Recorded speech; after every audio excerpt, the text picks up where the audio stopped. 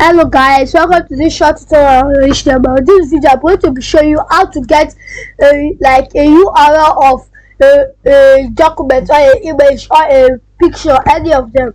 You just go to your local storage. You can move to any of the documents. I'll just go to this. I'll click it with my mouse. Properties, security. If I enter security, you can see this URL here, which is the uniform source locator. I'll just copy this, go back to my code editor, and paste it in these two quotes.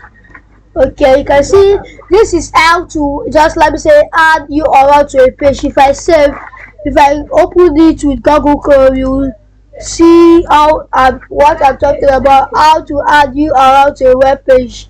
That's how to know where a URL of a page is.